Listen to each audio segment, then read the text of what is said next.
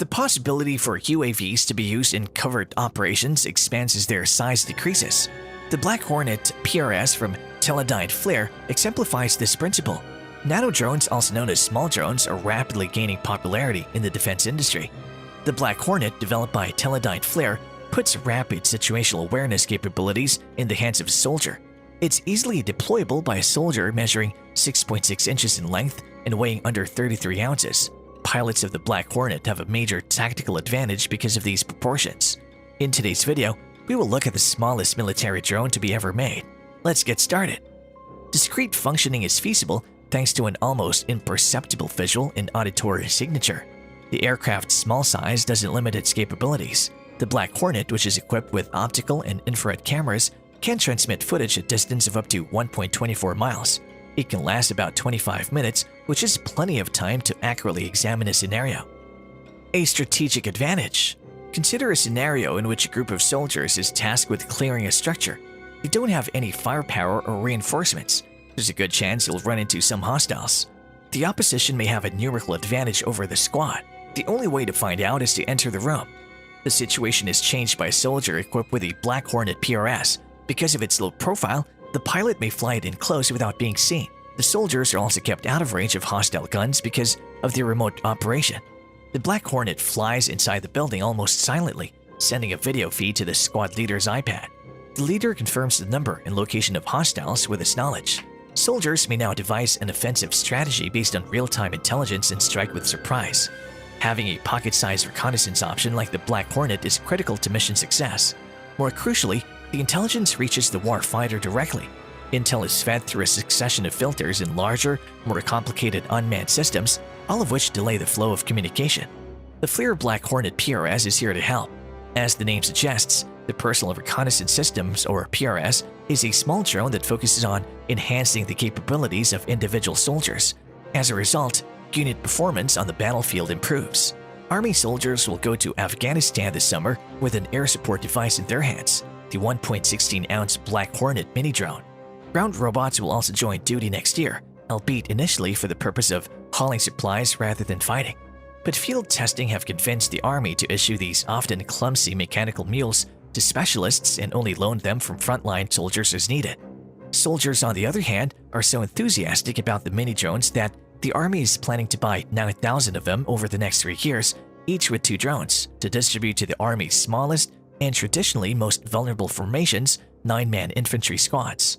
The mini drones and larger robots are all part of a larger transformation in the long-suffering infantry, which was prompted in part by former Defense Secretary Jim Mattis. The Marines, Mattis' previous service, have improved their 5.56mm guns and are adding a specialized drone operator to each rifle unit. The Army is going even further with new 6.8mm weapons, high-tech targeting goggles, virtual reality training, and of course, robots on the way. Because none of these unmanned devices are really autonomous, they must be controlled remotely by a person, which requires a working battlefield network that hasn't been disrupted by enemy jamming. Because the FLIR Black Hornet has a lot of automated functions and only flies brief missions, it doesn't require constant military supervision. Ground robots, on the other hand, necessitate far more supervision since they must avoid rocks, bogs, tree stumps, and other hazards that no unmanned air vehicle must contend with and that artificial vision software is still unable to detect. Instead of one soldier remotely directing one robot, the Army wants to upgrade the technology so that one soldier can oversee a larger autonomous swarm. Even with today's limited autonomy, though, significant changes can be made on the battlefield. The Army has already placed the pump-top Black Hornet, nicknamed Soldier-Borne Sensor or SBS, in the hands literally of a brigade of the elite 82nd Airborne, which is set to deploy to Afghanistan. The 1st Security Force Assistance Brigade, which has already operated in Afghanistan, will be the 2nd unit to get the mini drone this fall. A squad leader will be able to scout ahead by air for the first time before exposing human soldiers on the ground. The SBS includes night and day sensor choices, and it can fly for around 20 minutes before needing to be recharged. The squad-level mini-drone, on the other hand, is only the entry model. Drones with larger components will be bigger, more capable, but also more expensive and maintenance-intensive.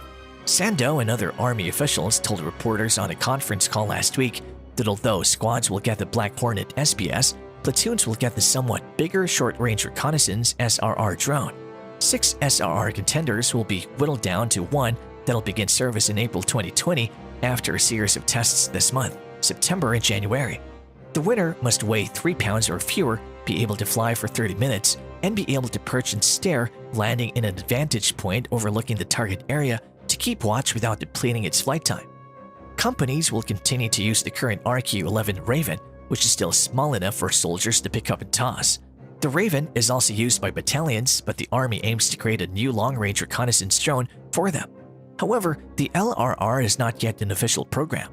The RQ-7 Shadow is now in use by the brigades. However, it requires a catapult to launch and a runway to land. Starting in 2021, it will be replaced by the future Tactical Unmanned Aerial Systems, or FTUAS, a mini helicopter that takes off and lands vertically. The Army is testing prospective advanced UAS drones to replace the Grey Eagle, a derivative of the legendary Predator, which is currently used by divisions. If you enjoyed the video so far, make sure to hit the subscribe button for more such interesting videos. Kamikaze drones. Some analysts believe that the introduction of semi-autonomous weapons will have the same dramatic impact on ground warfare as the machine gun. They can get over standard defenses to target infantry forces anywhere on the battlefield, yet they only cost $6,000 each, compared to $150,000 for the Hellfire missile that Predator and Reaper drones originally fire. That capability could save American troops' lives, but it could also put them and Americans at home in grave risk from terrorist or nation-states who haven't had access to such devastating and affordable technology before. I believe this is going to be the new IED, Sean Scheich, a missile analyst at the Center for Strategic and International Studies, predicted. We can see that it'll be an issue, and we have some defenses in place, but not enough. These unmanned aircraft, dubbed kamikaze, suicide, or killer drones, don't fire missiles. They're the missiles. They can, however, circle over a target, wait for the perfect moment, and hit with a remarkable precision, unlike traditional missiles.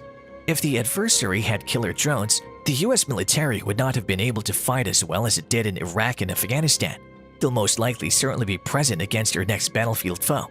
Terrorists will eventually get them too, a threat that has Homeland Security authorities scurrying for a solution given the lack of a foolproof protection. Today, over 100 countries and non-state groups have drones, and the technology is widely expanding, said Paul Scher, a former Army Ranger and author of Army of None, a book about autonomous weaponry. It levels the playing field between the US and terrorist or rebel groups in a way that's clearly not beneficial to the US. Small lethal drones are difficult to detect on radar these days, and they can even be programmed to kill targets without human interaction using facial recognition or other computer wizardry. While the Pentagon and the Department of Homeland Security are investing billions of anti-drone technology, experts warn there is no foolproof version yet. The Switchblade, which weighs just 512 pounds, including a small warhead, can be carried into battle in a backpack and fly up to 7 miles to attack a target.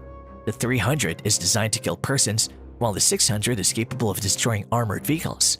AeroVironment hasn't been given permission to exhibit the larger one to the public yet. Their blade-like wings spring out when they launch, earning them the name Switchblade. It allows our warfighter to have a battlefield superiority that our enemy can't see, hear, or predict, and really precisely deliver a specific mission result, said Wahid Nawabi, the Afghan-born CEO of AeroVironment. According to Nawabi, the Taliban and others who have been affected by it refer to it as an angry bird or a buzzing bee.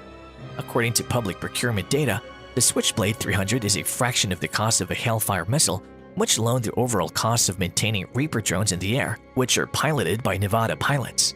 The Switchblade contains a function that allows the user to control the explosion radius, so it can, for example, kill a vehicle's driver but not a passenger. In the event of a mistake or risk to civilians, the weapon can be waved off up to 2 seconds before impact, according to AeroVironment. And that's all for today. Thanks for watching. Are these drones worth their high maintenance cost? Let us know your thoughts in the comments below. Also, if you enjoyed this video, then please give it a thumbs up, share it with your friends, and subscribe to our channel for more such exciting content.